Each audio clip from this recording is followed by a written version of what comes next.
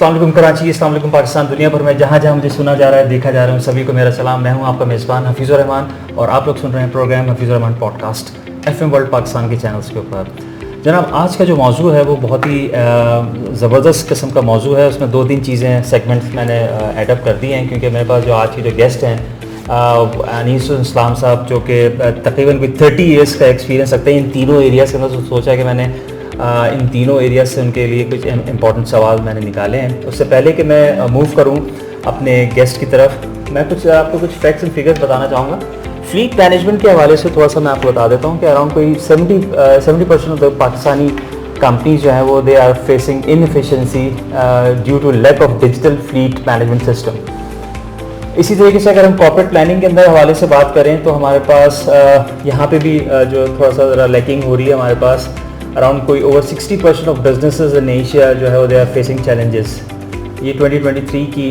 Deloitte की report है, उसके अंदर ये थोड़ा सा जब अब देखते हैं कि किस तरीके से इसको ओवरकम कर सकते हैं। मैंने इसी वजह से आज अनीसुल इस्लाम साहब को बुलाया, जो कि एक्सपर्ट हैं, अराउंड कोई 30 ईयर्स प्लस का एक्सपीरियंस रखते हैं।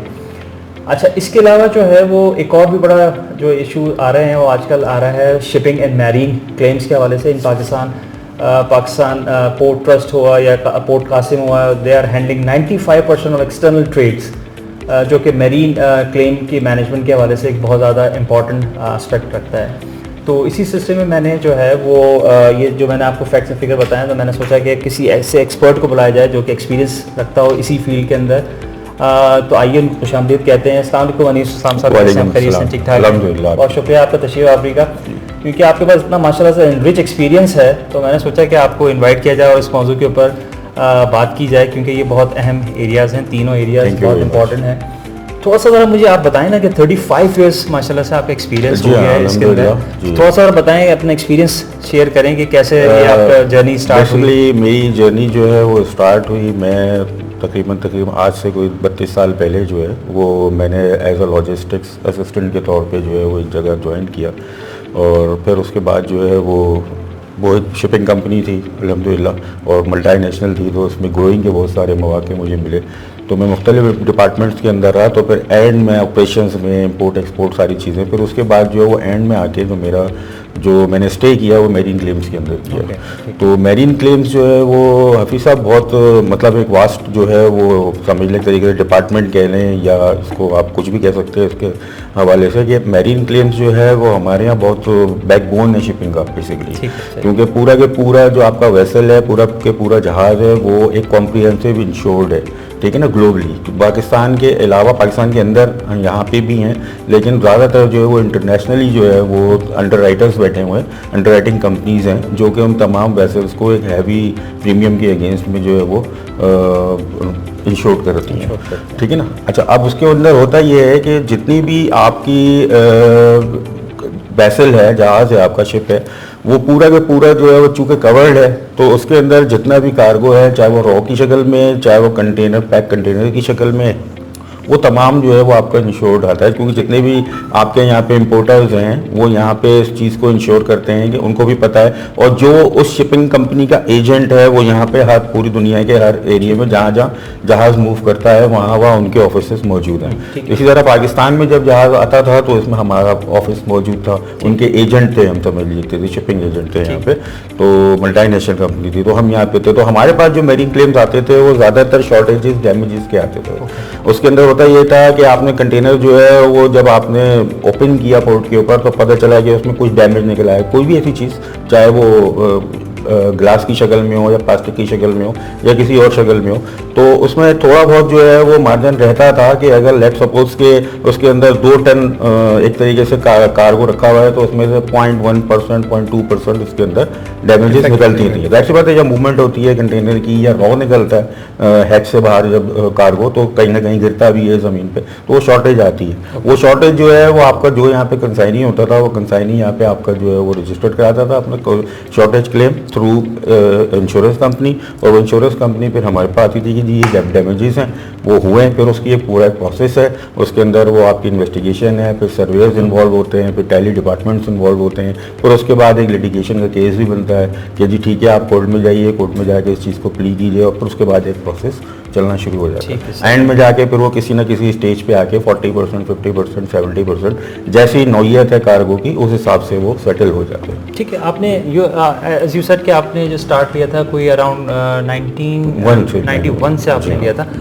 इस मुझे बताइए कि ये अब एआई का रोल कितना अहम हो गया है इस फ्लीट मैनेजमेंट के अंदर, क्योंकि आपने उस वक्त देखा उस वक्त तो ज़्यादातर चीज़ें मैनुअल चल रही होंगी उस वक्त, लेकिन अब जो है वो एआई का दौर है, जीपीएस का दौर है। हफीज साहब, आज भी जो है वो मैं ये समझता हूँ कि एआई अभी तक इतनी अच्छी तरीके से इम्प्लीमेंट नहीं हो सकी है जितना जो है वो इंटरनेशनली हो चुकी है। और हम अभी तक जो है अभी तक थोड़ा बहुत जो है वो समझ लें इंक्रीज कर पाए हैं अपने आप को एआई के अंदर और जीपीएस के अंदर। थोड़ा सा हम जो थोड़ा सा इसके अंदर आगे आ पाए हैं वो एग्रीकल्चर साइड के ऊपर थोड़ा सा हमने अपने आप को इम्प्रूव किया है। पाकिस्तान की बात कर रहा हूँ, हमने अपने आप को इम्प्रूव किया है, लेकिन और दूसरे जो सेक्टर्स हैं और दूसरी जो डिपार्टमेंट्स हैं इसके अंदर हम अपना इसको अप्लाई नहीं कर पाए, क्योंकि हमें सबसे पहले फ्लीट मैनेजमेंट के अंदर हमें अपने आप को सबसे पहले डिजिटलाइज करने की जरूरत है। जब तक हम डिजिटलाइज नहीं होंगे हम इस एआई के ऊपर इतना अच्छी तरीके से, जीपीएस के ऊपर इतना अच्छे तरीके से काम नहीं कर पाएंगे जब तक हम डिजिटलाइज नहीं होते। मैं आपको थोड़ा सा इंटरव्यू में बता चुका हूँ कि अभी तक हम उसी मैनुअल पोजीशन में खड़े हैं आज भी, कि आज भी अगर हमारा कोई ट्रक जो है या कोई ट्रॉलर जो है वो अगर पोर्ट पे जाता है रॉ मटेरियल लेने के लिए, जहाज से उतरा हुआ, या कंटेनर लेने के लिए जाता है, तो वो आज भी पोर्ट के ऊपर उसके गेट के ऊपर खड़ा रहता है 2-2, 4-4 घंटे कि जी उसका ट्रांसपोर्टर आएगा, फिर उसको पर्ची देगा, फिर वो पर्ची के थ्रू गेट पास बनेगा, फिर वो गेट पास लेके ट्रक को लेके अंदर जाएगा, जहाज के सामने खड़ा करेगा, फिर वो जहाज की सवाबदीद है जो वहाँ पे जो स्टीविडोस काम कर रहे हैं कि उस ट्रक का नंबर कब आता है, वो आज अभी घंटे में आ जाता है या 4-5 घंटे के बाद आता है, कुछ पता नहीं है। यानी एक कंटेनर को लेने के लिए या एक रॉ मटेरियल को लेने के लिए एक ट्रक को ये समझ लें 8 बजे अगर वो सुबह एंटर हो रहा है पोर्ट के अंदर, तो वो वापस आते आते शाम के उसको 5 या 6 बज जाते हैं। तो अभी तक हम उस लेवल पे नहीं पहुंच पाए कि हमें वहीं से जो है हमारा जो एजेंट है, शिपिंग एजेंट है, वो तमाम चीजें जो है वो मूव करे आगे कि भाई ये वेसल है, ये इसके ऊपर कंटेनर है, ये कंटेनर का नंबर है, ये आपका गेट पास है, बस आप डायरेक्ट जाइए, उठाइए और वापस निकलिए। यानी अभी तक हम उसी मैनुअल पे ही चल रहे हैं। यही वजह है कि आज तक जो है वो हम एक जहाज को जो है वो डी स्टफ करने के लिए 3 से 4 दिन लगा देते हैं। ठीक है ना, जहाज अगर 300 कंटेनर भी लेके आया है तो वो डी स्टफिंग करने में 2-2.5 दिन ले लेता है। वजह उसकी सिर्फ यही है कि आपके पास वो मैनुअल सिस्टम पड़ा हुआ है, आपके पास वो निज़ाम ही नहीं है कि जी क्रेन ने उठाया, डाला और वो कंटेनर लेके बाहर निकला, फिर वो दूसरा लगा उसी आधे घंटे के अंदर उसने फिर उठाया और निकला, वो जहाज आपका 6-8 घंटे में या ज़्यादा से ज़्यादा 20 घंटे में, 15 घंटे में फारिग हो जाए। ऐसा नहीं आज भी नहीं हो रहा। तो ये इसके ऊपर काम करने की ज़रूरत है, मैं ये समझता हूँ। और थोड़ा सा हमारे पास जो वसाइल तो बहुत हैं अल्हम्दुलिल्लाह, लेकिन हम उन वसाइल को उस तरीके से इस्तेमाल नहीं कर पा रहे हैं जिस तरह हमें इसको इस्तेमाल करना चाहिए। अगर हम डिजिटलाइज की तरफ चले जाते हैं, अगर हम अपनी फ्लीट मैनेजमेंट को डिजिटलाइज कर लेते हैं, तो हम अल्हम्दुलिल्लाह मतलब ये समझ लें कि 40%, 50% अपनी कॉस्ट भी सेव करेंगे। ठीक है, और हमारी जो ऑपरेशन हैं वो बहुत ज़्यादा जो है वो इनहेंस भी हो जाएंगे। अच्छा अनीस साहब, ये बताइए थोड़ा सा कॉर्पोरेट प्लानिंग के ऊपर ज़रा बात कर लेते हैं। जो नेक्स्ट हमारा जो चीज़ है वो कॉर्पोरेट प्लानिंग जो है वो कितनी अहम है इस वक्त? हफीज साहब, कॉर्पोरेट प्लानिंग तो यूँ समझ लेंगे। मेरा सवाल जो है, सॉरी मैं ये पूछना चाह रहा था, क्योंकि आपने 2 मल्टीनेशनल कंपनीज में आपने जेम्स फिनले में आपने काम किया है, आपने सिमेंस पाकिस्तान में काम किया आपने, तो वहाँ पे आपका जो ट्रांसपोर्ट के एरिया में आप रहे हैं और आप वहाँ पे, तो वहाँ पे कॉर्पोरेट प्लानिंग का आपने किस तरीके से आपने वहाँ पे इम्प्लीमेंटेशन देखी है? और वो चीज़ अब आप ब्रीफ पाकिस्तान के अंदर हैं। ब्रीफ में मैं कॉर्पोरेट प्लानिंग नहीं देख रहा हूँ, नहीं देख रहा हूँ, लेकिन वहाँ पे आप एक्सपीरियंस कर रहे होंगे कि भाई वहाँ पे क्या ऐसी जो हमारी लोकल कंपनीज हैं, क्या वो कॉर्पोरेट प्लानिंग की तरफ तवज्जो दे रही हैं? जी बिल्कुल, थोड़ा सा बताइए कंपैरिजन। असल में हम जो है ना अभी तक हफीज भाई थोड़ा सा माजरत के साथ कि हम अभी तक मैनुअल ही हैं, हम अभी तक मैनुअल है कॉर्पोरेट प्लानिंग के अंदर भी। उसके अंदर भी यही है कि जिस तरह जो है वो मतलब मैं आपको इस तरह बताऊं कि आपको जो है वो कॉर्पोरेट प्लानिंग सबसे पहले करने के लिए सबसे पहले तो आपका ऑब्जेक्टिव होता है। ठीक है ना, अगर आप मैन्युफैक्चरिंग साइड पे हैं या इंडस्ट्री साइड पे हैं तो सबसे पहले तो आपका ऑब्जेक्टिव है। आपको कंपनी ने प्लानर्स जितने भी हैं, कंपनी के जितने भी प्लानर्स होते हैं, उन प्लानर्स को जो है कंपनी अपनी जो है वो फोरकास्ट देती है। ठीक है जनाब, हमारा लेट सपोज हमें जो है वो पेंसिलें बनानी है या हमें जो है वो रबर बनाने, तो अब मिसाल के तौर पर बनाने तो उसकी एक पूरी फोरकास्ट है, उसका एक पूरा बजट है, उसका एक पूरा हमारे पास जो इस वक्त मतलब रॉ मटेरियल लेने से लेकर फिनिश गुड तक जाने तक, यानी होलसेल और फिर उसके बाद रिटेल तक जाने तक हमारे पास ये चीज़ कितने की प्रोडक्ट पड़ रही है। सबसे पहले तो प्लानर जो है उसको प्लान करेगा, फिर उसके बाद जो है उसको फोरकास्ट दी जाती है कि जनाब वाला आपके ऊपर ये आपके वसाइल हैं, ठीक है, ये आपका बजट है, इसमें रहते हुए काम करता है। ठीक है। अब उस कॉर्पोरेट प्लानिंग में हम उस वक्त तो वो चीज़ इंप्लीमेंट हो जाती है, ठीक है ना, कि हाँ जी मेरे पास ये बजट है, मुझे इसमें रह के काम करना है, मेरे डिस्ट्रीब्यूटर को ये जाना है, फिर इस आगे जाना है, फिर होलसेलर में, फिर रिटेलर में, तो ये सारी चीज़ें तो फाइनलाइज हो जाती हैं और उसके ऊपर काम भी शुरू हो जाता है। अगर वो मैन्युफैक्चरिंग साइड है तो प्रोडक्शन शुरू हो जाती है, इंडस्ट्री साइड है तो भी प्रोडक्शन शुरू हो जाती है। लेकिन अगर आप दूसरे एंड के ऊपर देखें तो आप 15 दिन के फौरन बाद जो है वो पेट्रोल की प्राइस जो है वो अप हो जाती हैं, ठीक है, गैस की प्राइसेस जो है वो अप हो जाती हैं, ठीक है। अब जो वो जो फ्लक्चुएशन है, वो जो आपका बीच का गैप आ रहा है, अगर लेट सपोज 250 रुपये लीटर के हिसाब से प्लान किया गया था कि ये गुड्स जो है वो यहाँ तक पहुँचेगी और इतने तक पे हमें पड़ेगी, अब वो पता चलता है कि 250 रुपये नहीं, आज का रेट जो है वो 260 रुपये पेट्रोल का है, तो अब आपकी प्लानिंग सारी जो है वो धरी की धरी रह जाती है एक तरीके से। लेकिन जाहिर सी बात है, क्योंकि आप इंडस्ट्री हैं, क्योंकि आप मैन्युफैक्चर हैं, आपको मार्केट में कॉम्पीट तो करना है। अब आप उस चीज़ को अपने जहन में रखेंगे कि ठीक है जी 10 रुपये लीटर या बढ़ गई है, या गैस की प्राइस 10 रुपये CBU बढ़ गया है, तो मुझे जो है उस हिसाब से, क्योंकि इंडस्ट्री तो गैस और इलेक्ट्रिसिटी से ही चल रही है, आपके पास दूसरे तो कोई रिसोर्सेज है नहीं ना जिससे आप इंडस्ट्री को चला सकें। तो आपको जो इंडस्ट्री को चला रहे हैं वो आप उस चलाई गैस और बिजली से हैं, और यही वजह है कि पाकिस्तान से जितनी भी टेक्सटाइल्स हैं, खास तौर पे टेक्सटाइल सेक्टर जो वो मूव हो रहा है, क्योंकि टेक्सटाइल टोटली गैस पे और इलेक्ट्रिसिटी के ऊपर ही बेस करता है। उसकी एक मशीन नहीं चल सकती जब तक इलेक्ट्रिसिटी या गैस उसको मैसर ना आए, और यहाँ पे या तो गैस का फुकदान है, और अगर इंडस्ट्री को गैस और बिजली दी भी जा रही है तो वो उस हिसाब से दी जा रही है कि जनाब एक तो उसके रेट्स है, उसके ऊपर गवर्नमेंट की तरफ से कोई सब्सिडी नहीं है, कोई रिलैक्सेशन नहीं है। तो यहाँ से जो मूव हो रही है बिलखुसूस टेक्सटाइल इंडस्ट्री, उसकी वजह यही है, ये टेक्सटाइल इंडस्ट्री मूव हो रही है ज़्यादातर बांग्लादेश में। बांग्लादेश में क्यों मूव हो रही है कि बांग्लादेश कह रहा है कि जी आओ हमारे पास इन्वेस्ट करो और हमसे सब्सिडी लो। इसी तरह इंडिया कह रहा है कि जी आओ हमारे साथ इन्वेस्ट करो और हम भी आपको ज़मीन भी देंगे, वर्कफोर्स भी देंगे, आपको मशीनें भी देंगे, सिक्योरिटी भी देंगे। लेकिन पाकिस्तान में थोड़ा सा इसका फुकदान है जिस पर गवर्नमेंट को काम करने की बहुत ज़्यादा ज़रूरत है। वरना एक टाइम ये था कि मैं जब शिपिंग में काम कर रहा था, एक टाइम ये था, उस वक्त 22 बरतें हुआ करती थी, 18 थी, फिर उसके बाद 20 हुई, फिर 22 हो गई। इस तरह वो 2-3 बरतें अमेरिकन प्रेसिडेंट लाइन ने ले ली, कुछ जो है वो और 2-3 लोगों ने ले ली। तो टोटल उन बर्स के अंदर जो है वो हम लोगों ने वो वक्त देखा है हफीज साहब कि एक जहाज जो है वो अपनी डिस्चार्जिंग या लोडिंग खत्म नहीं कर रहा होता तो दूसरा जहाज एंकरेज के ऊपर खड़ा हुआ होता था कि जी ये हटेगा तो मैं लगूंगा और मैं जो है वो फिर करूंगा। उसके बाद फिर देखते थे अब्रेस्ट के ऊपर भी जहाज लगे हुए होते थे। बहुत समटाइम्स ऐसा भी हमने देखा कि एक जहाज पोर्ट पे काम कर रहा है और दूसरा जहाज के बराबर में लगा है कि ये हटेगा तो मैं लगूंगा।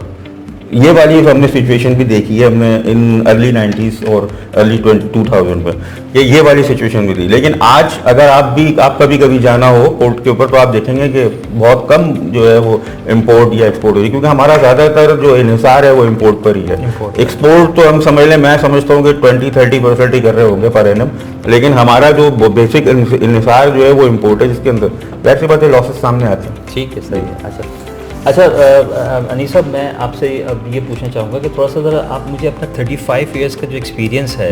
इसी फील्ड के अंदर, आपका logistics, marine claims, corporate planning के अंदर, आप अगर कोई जो नए लोग आना चाह रहे हैं इस फील्ड के अंदर, तो आप उनको क्या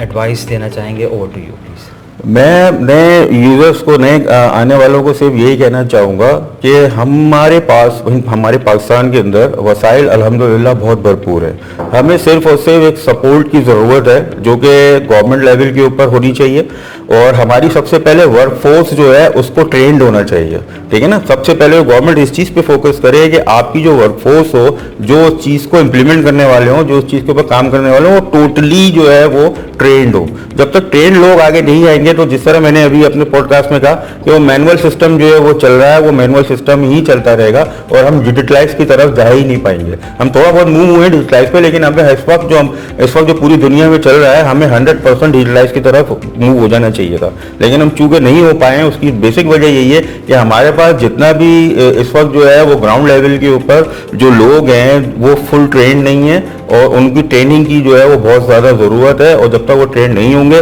अपनी ड्यूटीज़ को, अपनी चीज़ों को सही तरीके से अंजाम नहीं दे पाएंगे। Thank you very much Anees साहब, आपका बहुत शुक्रिया। आपने जो है बहुत ही ज़बरदस्त आपके साथ डिस्कशन रहा, इंसाइटफुल शुक्रिया डिस्कशन रहा। आपने मुझे आपका लग रहा था कि मैंने शायद जस्टिफाई नहीं कर पा रहा हूँ क्योंकि हमारा टाइम कंस्ट्रेन है, क्योंकि आपके पास 35 इयर्स एक्सपीरियंस है। अभी तो बहुत चीज़ें हैं ऐसी सब बात करने के लिए, लेकिन चूंकि टाइम का फुकदार है। लेकिन मैं आपसे जो है एंड में ये चाहूँगा कि आपका कुछ आपने बिहाइंड द सीन आपने मुझे जिक्र कर रहे थे कि आपका कुछ स्पोर्ट्स के हवाले से भी आपकी कोई एक पैशन है आपका, तो उसको ज़रा जल्दी से क्विकली आप हमें ज़रा उसको 2 मिनट में रैप करते हैं। मैंने अल्हम्दुलिल्लाह जो है वो हॉकी बहुत खेली अल्हम्दुलिल्लाह एज अ गोलकीपर, और मैंने जो है वो अपने इंटर स्कूल्स को रिप्रेजेंट किया, इंटर कॉलेज को रिप्रेजेंट किया, इंटर यूनिवर्सिटी रिप्रेजेंट की। फिर उसके बाद कराची यूनिवर्सिटी जब गया तो कराची यूनिवर्सिटी से खेला, फिर उसके बाद कराची 18 खेला, कराची 20 खेला, फिर उसके बाद सिंध खेला। तो अल्हम्दुलिल्लाह ये काफ़ी हॉकी मैंने खेली, लेकिन चूँकि मैं ये समझता हूँ कि आजकल हॉकी नहीं खेली जा रही है। उसकी बेसिक वजह ये है कि हमारे ज़माने में जो डिपार्टमेंट्स थे, डिपार्टमेंट्स के अंदर जो सबसे बड़ा जो लोगों को बेनिफिट होता है लड़कों को खेलने का, वो जान तो मर रहे होते हैं, लेकिन उनको एक सबसे जो मेन उसका जो चार्म नजर आ रहा होता है वो ये देख रहे होते हैं कि यार इस जान मारने का मुझे सिला मिलेगा। वो सिला मुझे मिलेगा किसी अच्छी ऑर्गेनाइजेशन के अंदर, किसी अच्छे डिपार्टमेंट के अंदर मुझे जॉब मिलेगी, जैसे अजी Habib bank, united bank, PIA, वाबरा, KWSP वगैरह वगैरह। तो वो उस वक्त वो चीज थी, तो लोगों के अंदर रुझान भी था, नए आने वाले बहुत पैशन से खेलते भी थे और अपने आप को मनवा के नौकरियां और डिपार्टमेंट से खेल के फिर पाकिस्तान कैंपों की तरफ जाते थे। लेकिन अब चूंकि वो चीज खत्म हो गई है, इंटर डिपार्टमेंटल हॉकी जो है वो खत्म हो चुकी है, अब सिर्फ क्लब लेवल पे रह गई है। क्लब पे खेलिए, क्लब पे खेल के रीजन से खेलिए, रीजन से खेल के अगर आपको किसी ने नजर करम आपके ऊपर कर दी तो आप जो है वो कैंप पाकिस्तान का जो है वो आपको बुला लिया जाएगा, अदरवाइज आप वहीं खेलिए और वहीं खेल के खत्म कर दीजिए। तो मैं ये समझता हूँ कि इस चीज़ के ऊपर देखना चाहिए तमाम डिपार्टमेंट्स को कि एक यही बेनिफिट, एक यही चीज़ होती है जो लड़का इतनी मेहनत कर रहा होता है, उसका मेन बेनिफिट, उसका मेन जो उसको जो हासिल होता है वो यही होता है कि जनाब मुझे इसके अगेंस्ट में जो मैंने किया है कुछ थोड़ा बहुत रिलीफ मुझे नौकरी की शक्ल में, जॉब की शक्ल में मुझे मिलेगा, जो नहीं मिल रहा आजकल के दौर में। तो ये डिपार्टमेंट्स को इन चीज़ों की तरफ देखने की ज़रूरत है, वरना हमारे पास बेहिसाब टैलेंट है। मैं आज भी कभी कभार ग्राउंड जाता हूँ और मैं देखता हूँ कि हम तो कुछ नहीं थे और बहुत छोटे लेवल पे थे, लेकिन आज का जो लड़का खेल रहा है वो बहुत उम्दा खेल रहा है, लेकिन चूंकि उसके पास अपॉर्चुनिटीज नहीं है, एक तो महंगाई की वजह से उसके पास वो वसाइल नहीं है कि वो अपने आप को दिखा सके। ठीक है, तो हम उस चीज़ को नहीं, मतलब ये है कि हमारा लड़का ज़ाया हो रहा है, मैं ये समझता हूँ, जो थोड़ा सा देखने की ज़रूरत है। ठीक है, सही, थैंक यू वेरी मच, बहुत शुक्रिया। मैं उम्मीद करता हूँ कि इस वक्त जो हॉकी के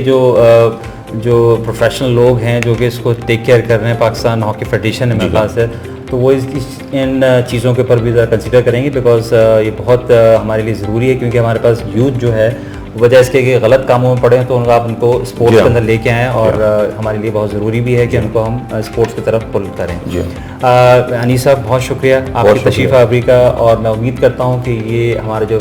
डिस्कशन हुआ है काफ़ी फ्रूटफुल, बड़ा इंसाइटफुल रहा है, और अगर आपको पसंद आए तो उसको लाइक करें, शेयर करें। इंशाल्लाह फिर नए मेहमान और नए गेस्ट के साथ, नए प्रोग्राम के साथ फिर इंशाल्लाह मैं थोड़ा सा ऐड करना चाहता, मैं आपका बड़ा मशकूर हूँ कि आपने मुझे जो है वो इनवाइट किया, थोड़ा सा जो है वो यहाँ पे अपने इजहार जज्बात के और अपने काम का इजहार करने का मौका दिया, तो मैं सबसे पहले आपका मशकूर हूँ। थैंक यू, और अल्लाह ताला आपको और जो तरक्कियों की मंजिल तक पहुँचाए और आपका चैनल इसी तरह फूले फले। थैंक यू वेरी मच, बहुत शुक्रिया अनीस साहब, आपकी तशरीफ़ आवरी का बहुत शुक्रिया, क्योंकि आपने संडे के दिन आपने टाइम निकाला और अपना हमारे नाज़रीन के लिए बहुत अच्छी इंसाइटफुल डिस्कशन रही आपके साथ। उस वक्त तक के लिए इजाज़त दीजिए, नेक्स्ट प्रोग्राम नेक्स्ट गेस्ट के साथ इंशाल्लाह फिर हाजिर होंगे, उस वक्त तक के लिए इजाज़त। पाकिस्तान जिंदाबाद। जिंदाबाद। थैंक यू अनीस भाई, बहुत शुक्रिया।